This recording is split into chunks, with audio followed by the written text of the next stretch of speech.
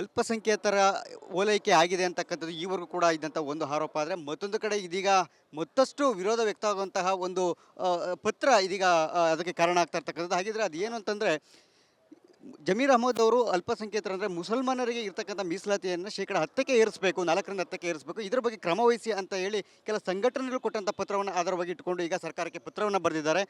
ಈ ಪತ್ರ ಇದೀಗ ದೊಡ್ಡ ಮಟ್ಟದಲ್ಲಿ ವಿರೋಧಕ್ಕೂ ಕೂಡ ಕಾರಣ ಆಗ್ತದೆ, ಜೊತೆಗೆ ವಿವಾದಕ್ಕೂ ಕೂಡ ಎಡೆ ಮಾಡಿಕೊಡ್ತಾ ಇದೆ. ನಮ್ಮ ಜೊತೆಗೆ ಮಾತಾಡೋದಕ್ಕೆ ಮಾಜಿ ಸಚಿವರು ಹಾಗೆ ಹಾಲಿ ರಾಜರಾಜೇಶ್ವರಿ ನಗರ ಕ್ಷೇತ್ರದ ಶಾಸಕರಾದಂಥ ಮುನರತ್ನವರು ಇದ್ದಾರೆ. ಅವನ್ನ ಮಾತಾಡಿಸ್ತಾ ಹೋಗ್ತಾನೆ.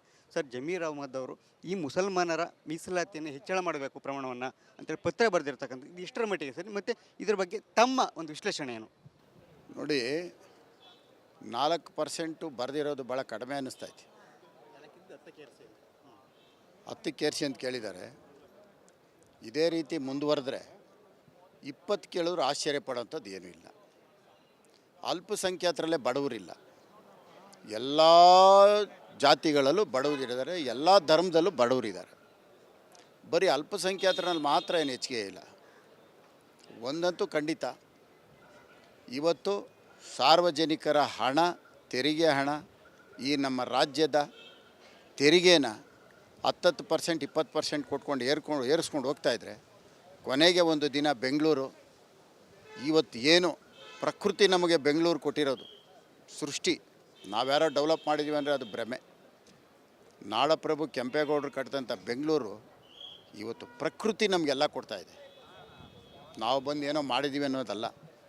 ಇದನ್ನು ಮೊದಲನೇದಾಗಿ ನಾವು ನೆನೆಸ್ಕೊಳ್ಬೇಕಾಗಿರೋದು ಕೆಂಪೇಗೌಡರನ್ನ, ಹನುಮಂತಯ್ಯನವ್ರನ್ನ, ನಾಲ್ವಡಿ ಕೃಷ್ಣರಾಜ ಒಡೆಯರ್ನ, ಇಂಥ ಮಹನೀಯರನ್ನ ನೆನೆಸ್ಕೋಬೇಕು. ಅವರೆಲ್ಲ ಕೊಟ್ಟೋಗಿದ್ದಾರೆ. ಅದನ್ನು ಉಳಿಸ್ಕೊಳ್ಳೋಂಥ ಕೆಲಸ ಮಾಡಿ ಇನ್ನು ಮುಂದಕ್ಕೆ ಅಭಿವೃದ್ಧಿ ಮಾಡೋದ್ರ ಕಡೆ ಗಮನ ಕೊಡಬೇಕು.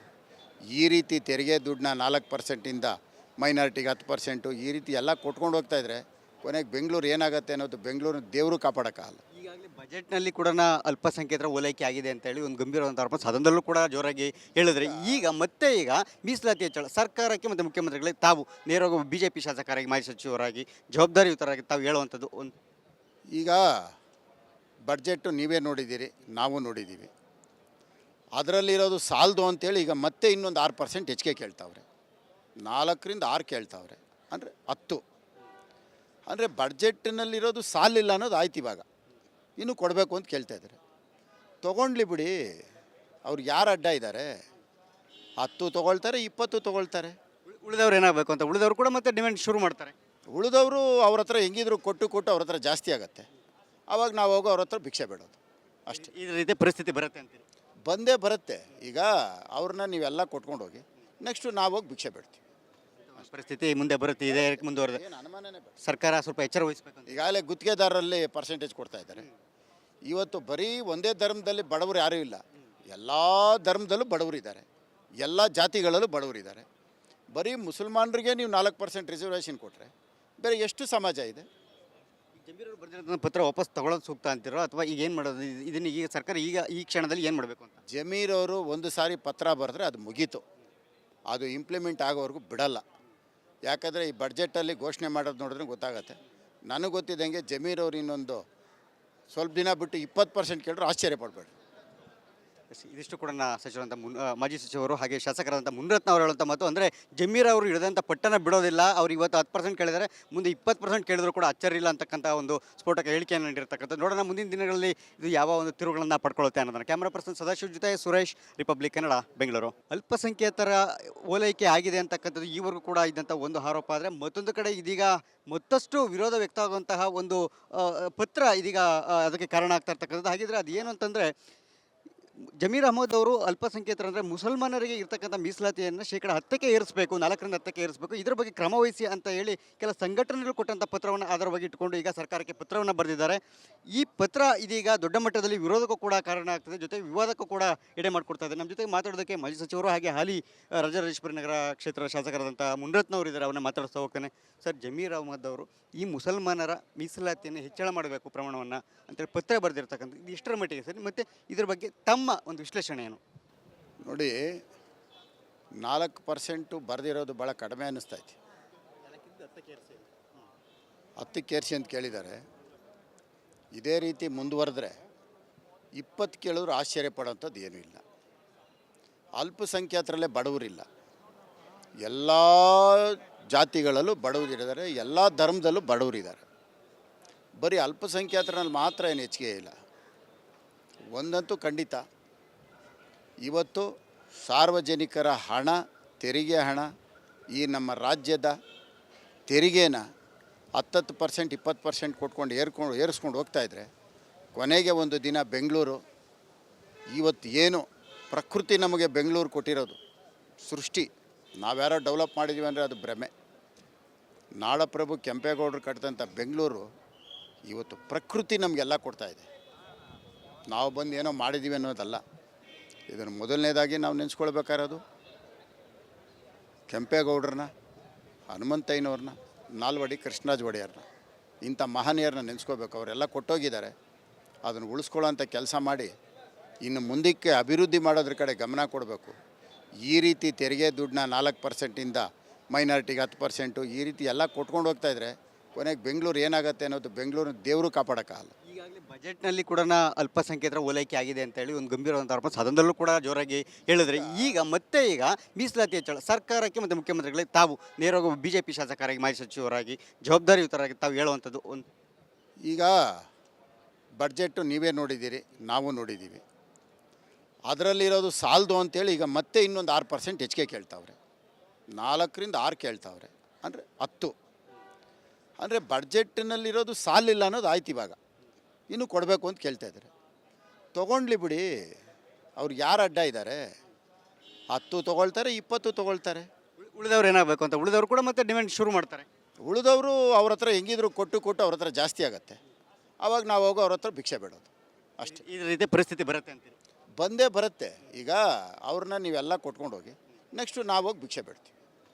ಪರಿಸ್ಥಿತಿ ಮುಂದೆ ಬರುತ್ತೆ. ಇದೇ ಮುಂದುವರೆದ ಏನು ಅನುಮಾನನೇ ಬೇಡ. ಸರ್ಕಾರ ಸ್ವಲ್ಪ ಎಚ್ಚರ ವಹಿಸಬೇಕು ಅಂತ. ಈಗಾಗಲೇ ಗುತ್ತಿಗೆದಾರರಲ್ಲಿ ಪರ್ಸೆಂಟೇಜ್ ಕೊಡ್ತಾ ಇದ್ದಾರೆ. ಇವತ್ತು ಬರೀ ಒಂದೇ ಧರ್ಮದಲ್ಲಿ ಬಡವರು ಯಾರೂ ಇಲ್ಲ, ಎಲ್ಲ ಧರ್ಮದಲ್ಲೂ ಬಡವರಿದ್ದಾರೆ, ಎಲ್ಲ ಜಾತಿಗಳಲ್ಲೂ ಬಡವರಿದ್ದಾರೆ. ಬರೀ ಮುಸಲ್ಮಾನರಿಗೆ ನೀವು 4% ರಿಸರ್ವೇಷನ್ ಕೊಟ್ಟರೆ ಬೇರೆ ಎಷ್ಟು ಸಮಾಜ ಇದೆ? ಜಮೀರವರು ಬರೆದಿರೋ ಪತ್ರ ವಾಪಸ್ ತಗೊಳ್ಳೋದು ಸೂಕ್ತ ಅಂತಿರೋ, ಅಥವಾ ಈಗ ಏನು ಮಾಡೋದು? ಇದನ್ನು ಈಗ ಸರ್ಕಾರ ಈ ಕ್ಷಣದಲ್ಲಿ ಏನು ಮಾಡಬೇಕು ಅಂತ? ಜಮೀರವರು ಒಂದು ಸಾರಿ ಪತ್ರ ಬರೆದ್ರೆ ಅದು ಮುಗೀತು. ಅದು ಇಂಪ್ಲಿಮೆಂಟ್ ಆಗೋವರೆಗೂ ಬಿಡಲ್ಲ. ಯಾಕಂದರೆ ಈ ಬಡ್ಜೆಟಲ್ಲಿ ಘೋಷಣೆ ಮಾಡೋದು ನೋಡಿದ್ರೆ ಗೊತ್ತಾಗತ್ತೆ. ನನಗೆ ಗೊತ್ತಿದ್ದಂಗೆ ಜಮೀರವ್ರು ಇನ್ನೊಂದು ಸ್ವಲ್ಪ ದಿನ ಬಿಟ್ಟು 20% ಕೇಳಿದ್ರು ಆಶ್ಚರ್ಯ ಪಡಬೇಡಿ.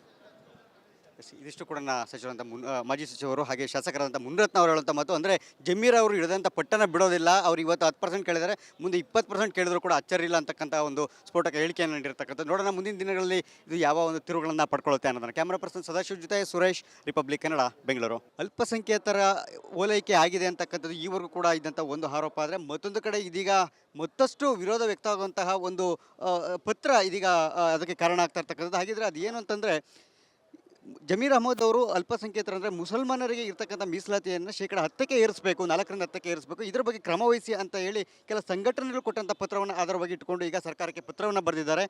ಈ ಪತ್ರ ಇದೀಗ ದೊಡ್ಡ ಮಟ್ಟದಲ್ಲಿ ವಿರೋಧಕ್ಕೂ ಕೂಡ ಕಾರಣ ಆಗ್ತದೆ, ಜೊತೆಗೆ ವಿವಾದಕ್ಕೂ ಕೂಡ ಎಡೆ ಮಾಡಿಕೊಡ್ತಾ ಇದೆ. ನಮ್ಮ ಜೊತೆಗೆ ಮಾತಾಡೋದಕ್ಕೆ ಮಾಜಿ ಸಚಿವರು ಹಾಗೆ ಹಾಲಿ ರಾಜರಾಜೇಶ್ವರಿ ನಗರ ಕ್ಷೇತ್ರ ಶಾಸಕರಾದಂಥ ಮುನಿರತ್ನವರು ಇದ್ದಾರೆ. ಅವನ್ನ ಮಾತಾಡಿಸ್ತಾ ಹೋಗ್ತಾನೆ. ಸರ್, ಜಮೀರ್ ಅಹಮದ್ ಅವರು ಈ ಮುಸಲ್ಮಾನರ ಮೀಸಲಾತಿಯನ್ನು ಹೆಚ್ಚಳ ಮಾಡಬೇಕು ಪ್ರಮಾಣವನ್ನು ಅಂತೇಳಿ ಪತ್ರ ಬರೆದಿರ್ತಕ್ಕಂಥದ್ದು, ಇದು ಇಷ್ಟರ ಮಟ್ಟಿಗೆ ಸರಿ? ಮತ್ತು ಇದ್ರ ಬಗ್ಗೆ ತಮ್ಮ ಒಂದು ವಿಶ್ಲೇಷಣೆ ಏನು?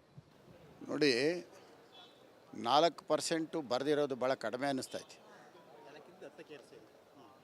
10 ಏರಿಸಿ ಅಂತ ಕೇಳಿದ್ದಾರೆ. ಇದೇ ರೀತಿ ಮುಂದುವರೆದ್ರೆ 20 ಕೇಳಿದ್ರು ಆಶ್ಚರ್ಯ ಪಡೋಂಥದ್ದು ಏನೂ ಇಲ್ಲ. ಅಲ್ಪಸಂಖ್ಯಾತರಲ್ಲೇ ಬಡವರಿಲ್ಲ, ಎಲ್ಲ ಜಾತಿಗಳಲ್ಲೂ ಬಡವರಿದ್ದಾರೆ, ಎಲ್ಲ ಧರ್ಮದಲ್ಲೂ ಬಡವರಿದ್ದಾರೆ. ಬರೀ ಅಲ್ಪಸಂಖ್ಯಾತರಲ್ಲಿ ಮಾತ್ರ ಏನು ಹೆಚ್ಚಿಗೆ ಇಲ್ಲ. ಒಂದಂತೂ ಖಂಡಿತ, ಇವತ್ತು ಸಾರ್ವಜನಿಕರ ಹಣ, ತೆರಿಗೆ ಹಣ, ಈ ನಮ್ಮ ರಾಜ್ಯದ ತೆರಿಗೆನ 10% 20% ಕೊಟ್ಕೊಂಡು ಏರಿಸ್ಕೊಂಡು ಹೋಗ್ತಾಯಿದ್ರೆ ಕೊನೆಗೆ ಒಂದು ದಿನ ಬೆಂಗಳೂರು, ಇವತ್ತು ಏನು ಪ್ರಕೃತಿ ನಮಗೆ ಬೆಂಗಳೂರು ಕೊಟ್ಟಿರೋದು ಸೃಷ್ಟಿ, ನಾವ್ಯಾರೋ ಡೆವಲಪ್ ಮಾಡಿದ್ದೀವಿ ಅಂದರೆ ಅದು ಭ್ರಮೆ. ನಾಡಪ್ರಭು ಕೆಂಪೇಗೌಡರು ಕಟ್ಟಿದಂಥ ಬೆಂಗಳೂರು ಇವತ್ತು ಪ್ರಕೃತಿ ನಮಗೆಲ್ಲ ಕೊಡ್ತಾಯಿದೆ. ನಾವು ಬಂದು ಏನೋ ಮಾಡಿದ್ದೀವಿ ಅನ್ನೋದಲ್ಲ. ಇದನ್ನು ಮೊದಲನೇದಾಗಿ ನಾವು ನೆನೆಸ್ಕೊಳ್ಬೇಕಾಗಿರೋದು ಕೆಂಪೇಗೌಡರನ್ನ, ಹನುಮಂತಯ್ಯನವ್ರನ್ನ, ನಾಲ್ವಡಿ ಕೃಷ್ಣರಾಜ ಒಡೆಯರ್ನ, ಇಂಥ ಮಹನೀಯರನ್ನ ನೆನೆಸ್ಕೋಬೇಕು. ಅವರೆಲ್ಲ ಕೊಟ್ಟೋಗಿದ್ದಾರೆ. ಅದನ್ನು ಉಳಿಸ್ಕೊಳ್ಳೋಂಥ ಕೆಲಸ ಮಾಡಿ ಇನ್ನು ಮುಂದಕ್ಕೆ ಅಭಿವೃದ್ಧಿ ಮಾಡೋದ್ರ ಕಡೆ ಗಮನ ಕೊಡಬೇಕು. ಈ ರೀತಿ ತೆರಿಗೆ ದುಡ್ಡನ್ನ 4%ಇಂದ ಮೈನಾರಿಟಿಗೆ 10% ಈ ರೀತಿ ಎಲ್ಲ ಕೊಟ್ಕೊಂಡು ಹೋಗ್ತಾ ಇದ್ರೆ ಕೊನೆಗೆ ಬೆಂಗಳೂರು ಏನಾಗುತ್ತೆ ಅನ್ನೋದು ಬೆಂಗಳೂರು ದೇವರು ಕಾಪಾಡೋಕ್ಕಾಗಲ್ಲ. ಈಗಾಗಲೇ ಬಜೆಟ್ನಲ್ಲಿ ಕೂಡ ಅಲ್ಪಸಂಖ್ಯಾತರ ಓಲೈಕೆ ಆಗಿದೆ ಅಂತೇಳಿ ಒಂದು ಗಂಭೀರವಾದಂಥ ಆರೋಪ ಸದನದಲ್ಲೂ ಕೂಡ ಜೋರಾಗಿ ಹೇಳಿದ್ರೆ ಈಗ ಮೀಸಲಾತಿ ಹೆಚ್ಚಳ ಸರ್ಕಾರಕ್ಕೆ ಮತ್ತು ಮುಖ್ಯಮಂತ್ರಿಗಳಿಗೆ ತಾವು ನೇರವಾಗಿ BJP ಶಾಸಕರಾಗಿ ಮಾಜಿ ಸಚಿವರಾಗಿ ಜವಾಬ್ದಾರಿಯುತರಾಗಿ ತಾವು ಹೇಳುವಂಥದ್ದು ಒಂದು ಈಗ ಬಡ್ಜೆಟ್ಟು ನೀವೇ ನೋಡಿದ್ದೀರಿ, ನಾವು ನೋಡಿದ್ದೀವಿ. ಅದರಲ್ಲಿರೋದು ಸಾಲದು ಅಂತೇಳಿ ಈಗ ಮತ್ತೆ ಇನ್ನೊಂದು 6% ಹೆಚ್ಚಿಗೆ ಕೇಳ್ತಾವ್ರೆ. 4ರಿಂದ 6 ಕೇಳ್ತಾವ್ರೆ, ಅಂದರೆ 10. ಅಂದರೆ ಬಡ್ಜೆಟ್ನಲ್ಲಿರೋದು ಸಾಲಿಲ್ಲ ಅನ್ನೋದು ಆಯ್ತು. ಇವಾಗ ಇನ್ನೂ ಕೊಡಬೇಕು ಅಂತ ಕೇಳ್ತಾ ಇದ್ದಾರೆ. ತೊಗೊಂಡ್ಲಿ ಬಿಡಿ, ಅವ್ರು ಯಾರು ಅಡ್ಡ ಇದ್ದಾರೆ? 10 ತೊಗೊಳ್ತಾರೆ, 20 ತೊಗೊಳ್ತಾರೆ. ಉಳಿದವ್ರು ಏನಾಗಬೇಕು ಅಂತ ಉಳಿದವರು ಕೂಡ ಮತ್ತೆ ಡಿಮ್ಯಾಂಡ್ ಶುರು ಮಾಡ್ತಾರೆ. ಉಳಿದವರು ಅವ್ರ ಹತ್ರ ಹೆಂಗಿದ್ರು ಕೊಟ್ಟು ಅವ್ರ ಹತ್ರ ಜಾಸ್ತಿ ಆಗುತ್ತೆ. ಆವಾಗ ನಾವು ಹೋಗೋ ಅವ್ರ ಹತ್ರ ಭಿಕ್ಷೆ ಬೇಡೋದು ಅಷ್ಟೇ. ಈ ರೀತಿ ಪರಿಸ್ಥಿತಿ ಬರುತ್ತೆ ಅಂತೀರಿ? ಬಂದೇ ಬರುತ್ತೆ. ಈಗ ಅವ್ರನ್ನ ನೀವೆಲ್ಲ ಕೊಟ್ಕೊಂಡು ಹೋಗಿ, ನೆಕ್ಸ್ಟು ನಾವು ಹೋಗಿ ಭಿಕ್ಷೆ ಬೇಡ್ತೀವಿ. ಪರಿಸ್ಥಿತಿ ಮುಂದೆ ಬರುತ್ತೆ, ಇದೇ ಮುಂದುವರೆದ ಏನು ಅನುಮಾನನೇ ಬೇಡ. ಸರ್ಕಾರ ಸ್ವಲ್ಪ ಎಚ್ಚರ ವಹಿಸಬೇಕು ಅಂತ. ಈಗಾಗಲೇ ಗುತ್ತಿಗೆದಾರರಲ್ಲಿ ಪರ್ಸೆಂಟೇಜ್ ಕೊಡ್ತಾ ಇದ್ದಾರೆ. ಇವತ್ತು ಬರೀ ಒಂದೇ ಧರ್ಮದಲ್ಲಿ ಬಡವರು ಯಾರೂ ಇಲ್ಲ, ಎಲ್ಲ ಧರ್ಮದಲ್ಲೂ ಬಡವರಿದ್ದಾರೆ, ಎಲ್ಲ ಜಾತಿಗಳಲ್ಲೂ ಬಡವರಿದ್ದಾರೆ. ಬರೀ ಮುಸಲ್ಮಾನರಿಗೆ ನೀವು 4% ರಿಸರ್ವೇಷನ್ ಕೊಟ್ಟರೆ ಬೇರೆ ಎಷ್ಟು ಸಮಾಜ ಇದೆ? ಜಮೀರವರು ಬರೆದಿರೋದನ್ನ ಪತ್ರ ವಾಪಸ್ ತಗೊಳ್ಳೋದು ಸೂಕ್ತ ಅಂತಿರೋ ಅಥವಾ ಈಗ ಏನು ಮಾಡೋದು? ಇದನ್ನು ಈಗ ಸರ್ಕಾರ ಈ ಕ್ಷಣದಲ್ಲಿ ಏನು ಮಾಡಬೇಕು ಅಂತ? ಜಮೀರವರು ಒಂದು ಸಾರಿ ಪತ್ರ ಬರೆದ್ರೆ ಅದು ಮುಗೀತು, ಅದು ಇಂಪ್ಲಿಮೆಂಟ್ ಆಗೋವರೆಗೂ ಬಿಡಲ್ಲ. ಯಾಕಂದರೆ ಈ ಬಡ್ಜೆಟಲ್ಲಿ ಘೋಷಣೆ ಮಾಡೋದು ನೋಡಿದ್ರೆ ಗೊತ್ತಾಗತ್ತೆ. ನನಗೆ ಗೊತ್ತಿದ್ದಂಗೆ ಜಮೀರವ್ರು ಇನ್ನೊಂದು ಸ್ವಲ್ಪ ದಿನ ಬಿಟ್ಟು 20% ಕೇಳಿದ್ರು ಆಶ್ಚರ್ಯ ಪಡಬೇಡಿ. ಇದಿಷ್ಟು ಕೂಡ ಸಚಿವರಂತ ಮಾಜಿ ಸಚಿವರು ಹಾಗೆ ಶಾಸಕರಾದಂಥ ಮುನಿರತ್ನ ಅವರು ಹೇಳುವಂಥ ಮಾತು. ಅಂದರೆ ಜಮೀರ್ ಅವರು ಹಿಡಿದಂಥ ಪಟ್ಟನ ಬಿಡೋದಿಲ್ಲ. ಅವ್ರು ಇವತ್ತು 10% ಕೇಳಿದರೆ ಮುಂದೆ 20% ಕೇಳಿದ್ರು ಕೂಡ ಅಚ್ಚರಿ ಇಲ್ಲ ಅಂತಕ್ಕಂಥ ಒಂದು ಸ್ಫೋಟಕ ಹೇಳಿಕೆಯನ್ನು ನೀಡಿರ್ತಕ್ಕಂಥ. ನೋಡೋಣ ಮುಂದಿನ ದಿನಗಳಲ್ಲಿ ಇದು ಯಾವ ಒಂದು ತಿರುವುಗಳನ್ನು ಪಡ್ಕೊಳ್ಳುತ್ತೆ ಅನ್ನೋದನ್ನು. ಕ್ಯಾಮ್ರಾ ಪರ್ಸನ್ ಸದಾಶಿವ್ ಜೊತೆ ಸುರೇಶ್, ರಿಪಬ್ಲಿಕ್ ಕನ್ನಡ, ಬೆಂಗಳೂರು.